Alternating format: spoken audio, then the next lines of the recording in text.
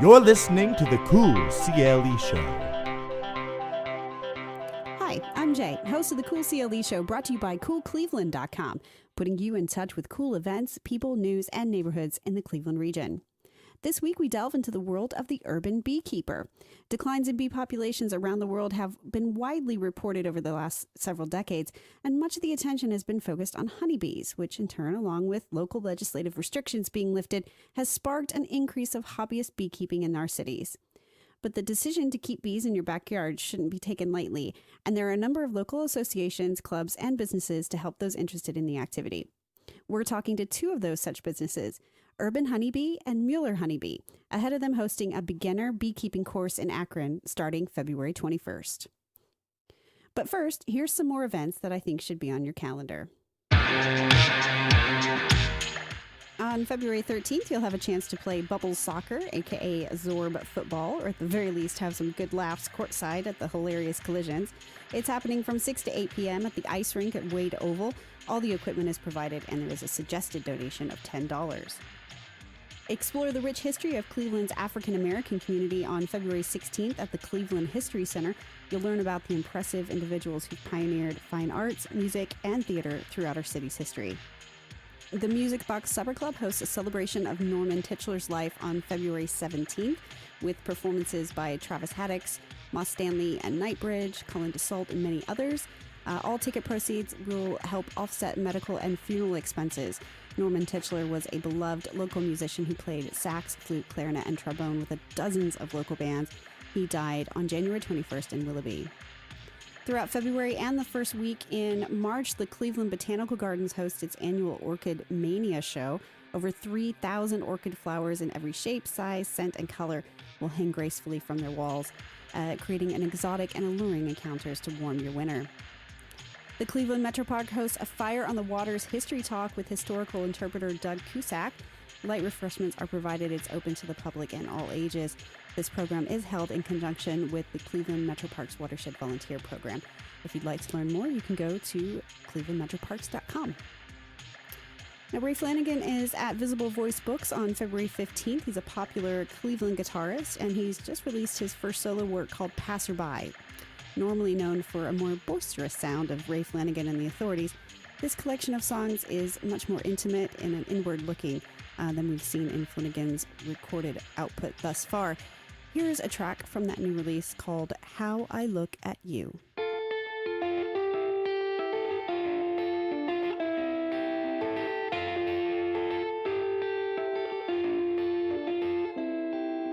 Red conglomerations that withstand upholding door. Cite the 10 Commandments, we the people are not sure. Through the future's past, we'll chart out to someplace new. I wish that you would look at me like how I look at you.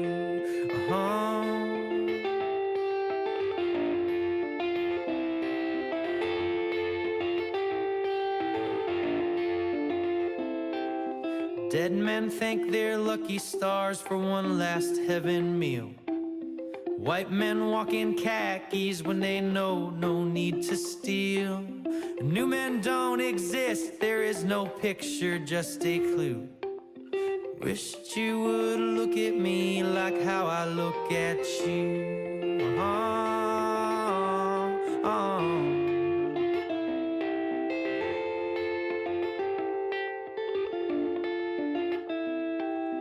Fed a real battalion to a lion in its den. Might be rough to stomach, so delectable, but then blue rings connect yin and yang, leave little left to steal. I wish someone would look at me and tell me what to feel.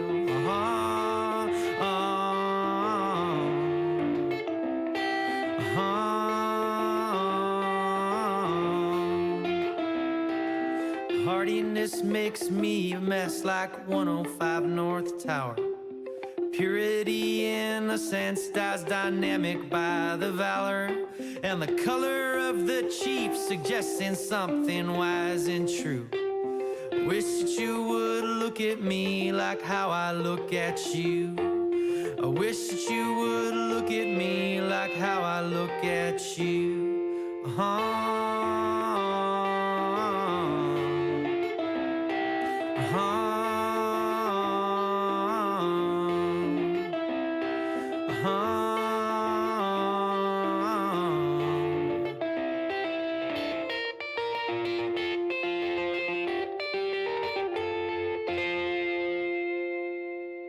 That was Ray Flanagan with How I Look at You from his new solo release, Passerby, available for download from his Bandcamp.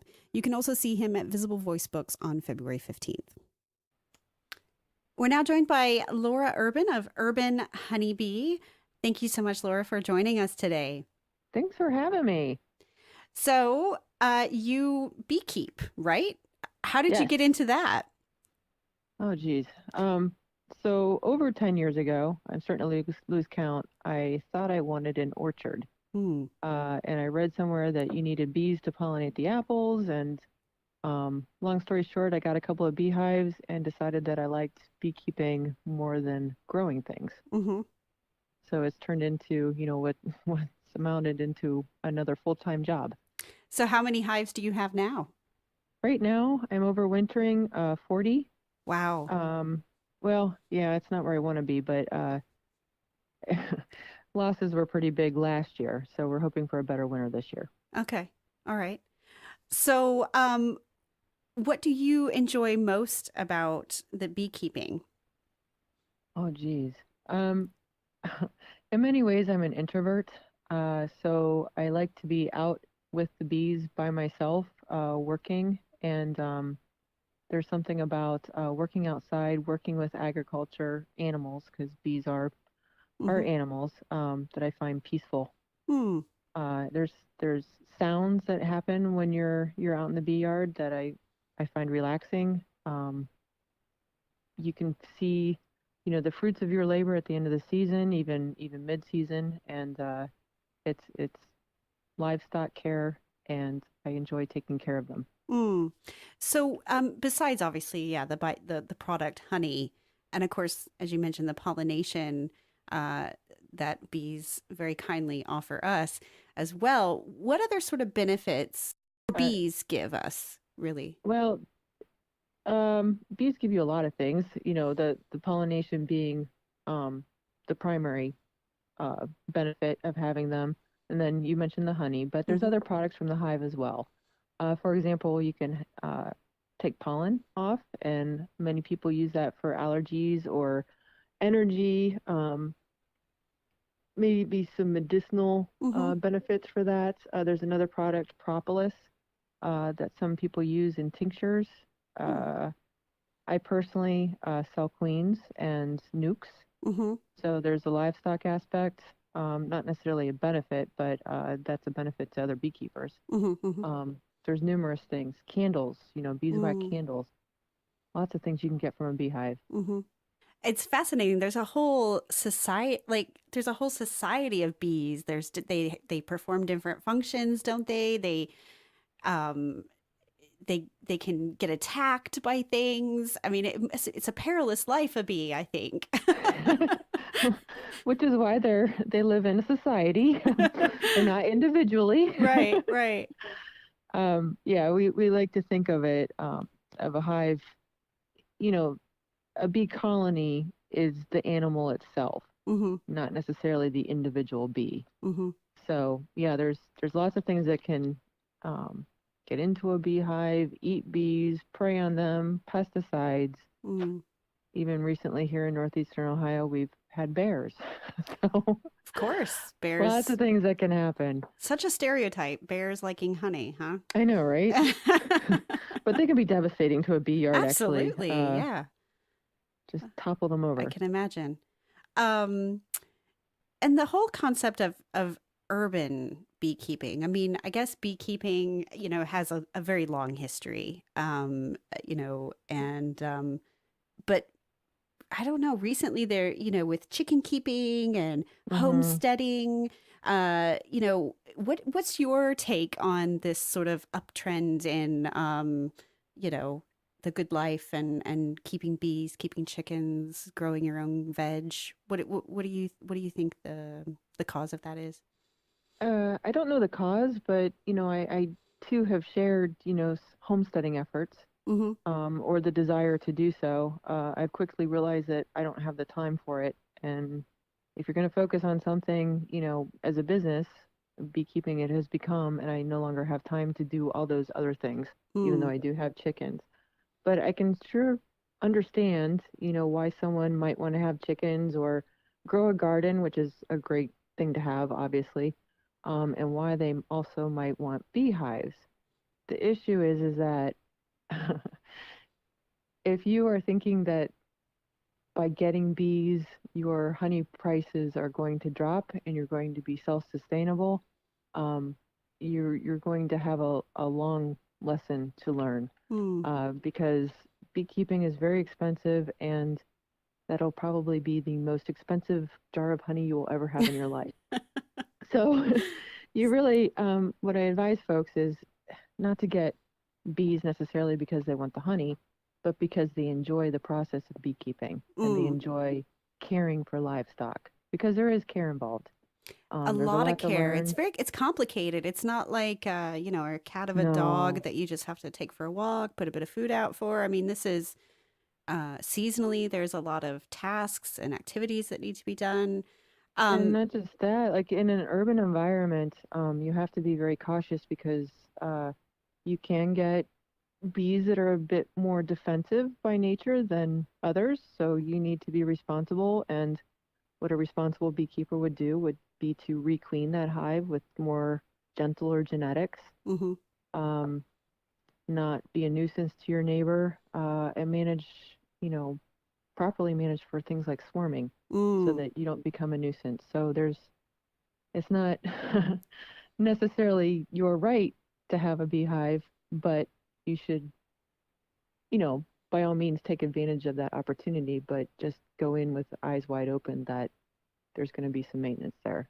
Absolutely. And all of these things, I'm sure, are topics that are going to be discussed in that 5 week long series of classes that you are hosting, kicking off February 21st in Akron. Tell us a little bit about some of the topics that you'll be going through in that course, that beginning beekeeping course. Yeah, so this is a very beginner course. We're going to go over, livestock, equipment, where to get your bees, how to build your equipment, how to manage your bees, and the entire beekeeping calendar. Uh, we're including a book with this, which is full of information that will be able to help you. Uh, by no means is this an all-encompassing course in that you're done learning. Mm, This is just the first step to get you through your first year, hopefully. mm. And unfortunately, you know, I've been at this for, like I said, over 10 years, and I'm still learning. Hmm. And I'll probably be an expert by the time I'm 80. So you're just not done. Mm. So we hope to get folks through the first year successfully, and then this will also include, in addition to those 5 weeks, an additional hands-on course, or meeting, which is included in the cost, where we'll actually take you out into the bees and dress you up and expose you to actual bees before you get started. Mm. I am fascinated by, the craft, or like you said, the beekeeping aspect. I think it's a wonderful, honorable thing to do. What would we be without bees, really? I mean, frankly, they do a lot for us, and they're very, like, these unsung heroes. Um, Yeah, and it's not just honeybees either. There's lots of natives that mm, that do their part too. yeah. Um, for example, tomatoes, honeybees don't pollinate tomatoes, but bumblebees do a nice job of that. Mm, absolutely. Thank you so much, Laura, for sort of imparting a bit of your experience and telling us your story of getting started in beekeeping. And if anybody wants to find out more about Urban Honeybee, then please check out beesfromohio.com. Thank you so much, Laura. Thank you. Take care. Laurel Live announced its lineup for their popular local music festival on June 8th and 9th, Sheryl Crow being one of the headliners. But of course, the festival also includes a number of local acts, including the Shootouts, J.D. Eicher, Ashley Fulton, Front Porch Lights, Julia Thompson, Red Sun Rising, and this band from Youngstown, the Vindys, with Bang.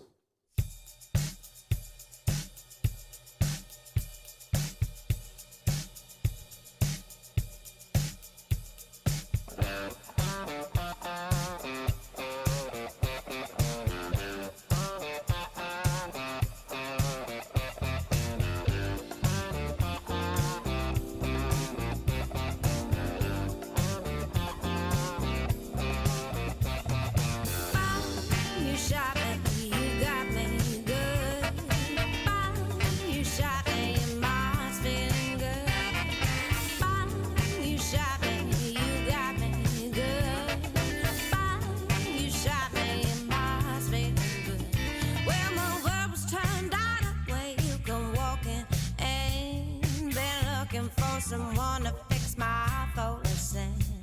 Right up with my world, right up with my heart, right up you made me feel before my world fell apart. Nah, nah, nah, boom, you shot me, you got me good. Boom, you shot me and my heart's feeling good. Boom, you shot me, you got me good. Boom, you shot me and my heart's feeling good.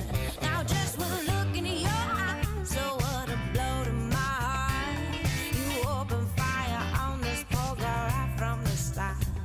My head's been a mess, no, I'm not quite at ease. You got me good, what do I do? Oh, please tell me, please. Not, boom, you shot me, you got me good. Boom, you shot me, and my heart's feeling good. Boom, you shot me.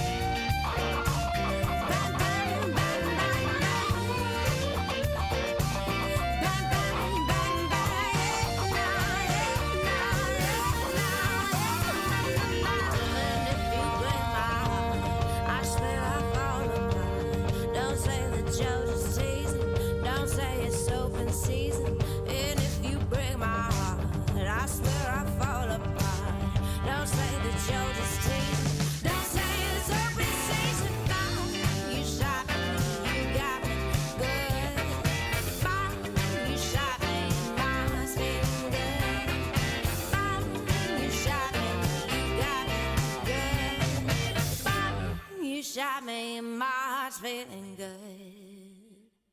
Okay, we're now joined by Emily Mueller of Mueller Honeybee. Thank you so much, Emily, for joining us. Thanks for having me. I appreciate it. So we're talking about this beginner's beekeeping course that's happening in February in Akron, but you've got a pretty busy February. What other things are you doing to promote beekeeping in the month of February? So the Akron Home and Garden Show is coming to Akron, and we are participating for the first year as an Akron Spotlight, just as like a local business here in Akron to show support for what we do here in the city.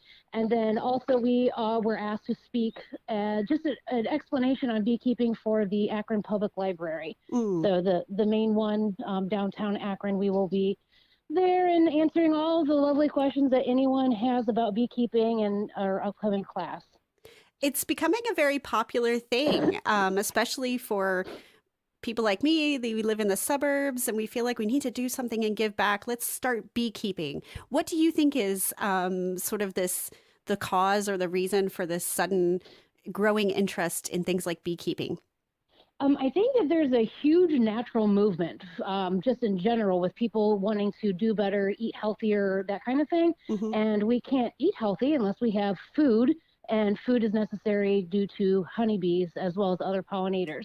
So when we are noticing huge decrease and an uprise in our cost of our produce, people start saying, hey, maybe I'll grow my own garden and I'll do things to promote pollinators.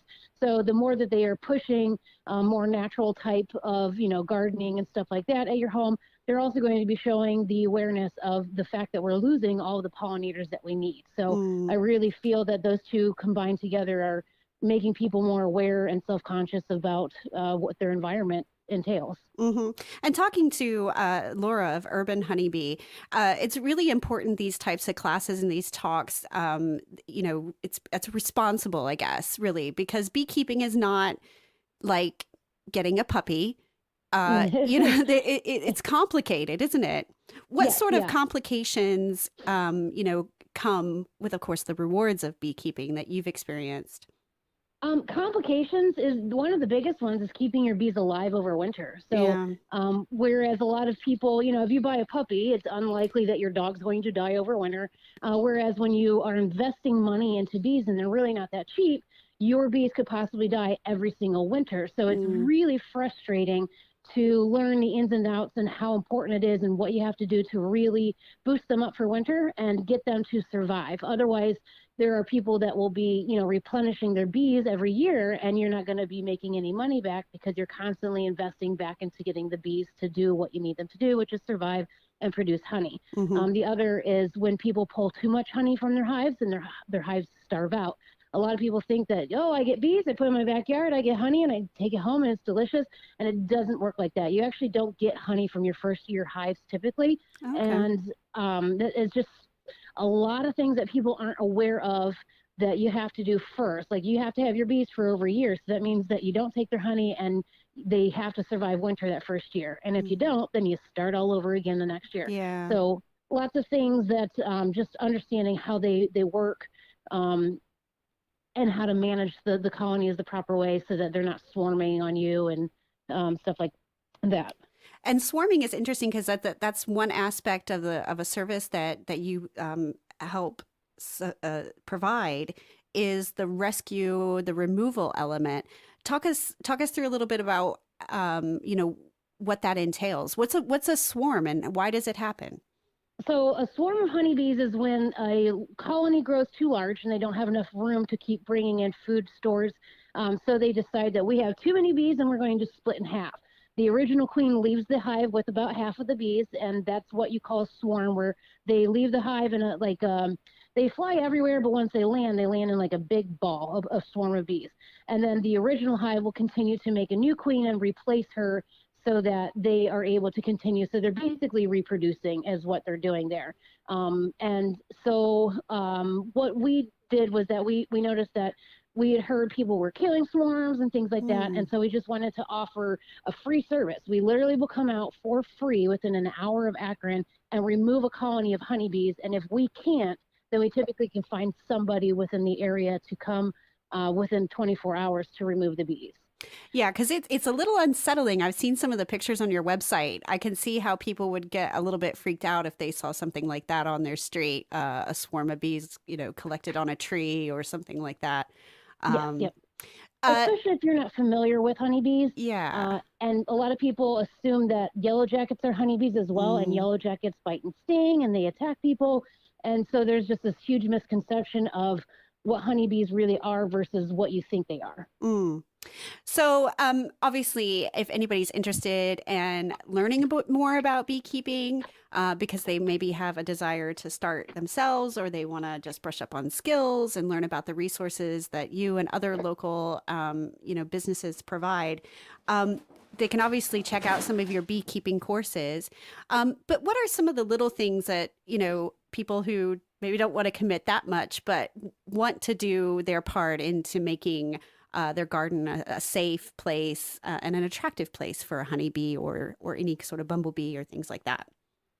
So you're going to want to have food sources, obviously, but you want natural pollinator plants that are from this area most of the time. Those are the what are they? The annuals, I think they are. That they always come back every year. I'm horrible about gardening, and so those are the plants that the bees are looking for. Not your petunias, not your the flowers that are just seasonal type of thing and the little tiny flower pots, those are not going to be giving a lot of the food sources. You want the aster and the goldenrod and different wildflowers and things like that. But there's also like forsythia and tons of fruit trees, all the fruit trees. A lot of your garden plants will also provide food sources. So clover is a huge thing. Dandelions are bees' first food of the year. So dandelions, a lot of people say, oh, they're a weed. They're actually a huge food source for our pollinators. So killing those will actually decrease their food sources as well. Just don't kill those dandelions. Come on, guys. We got to keep the bees alive. Dandelions and clover. That's, it's beautiful to me. Absolutely. All right. Well, thank you so much, Emily. If you're interested in learning more about Mueller Honeybee and the things that they do, and obviously all the products that you're selling, you guys can find your honey and your elderflower syrup in lots of different places. We'll have those all on the website and make those available. But if you're interested, please check out MuellerHoneybee.org for more information. Thanks so much, Emily, for coming on the show. Thank you. I really appreciate it. That's it for this week. Big thanks to Laura Urban and Emily Mueller for coming on the show to talk city beekeeping. Their beginner beekeeping course starts February 21st and runs until March 21st, every Thursday from 7 to 9 p.m. at Brico Prime in Akron. And thanks to Ray Flanagan and the Vindys for sharing their music. You've been listening to the Cool CLE Show, brought to you by CoolCleveland.com. Have a good one.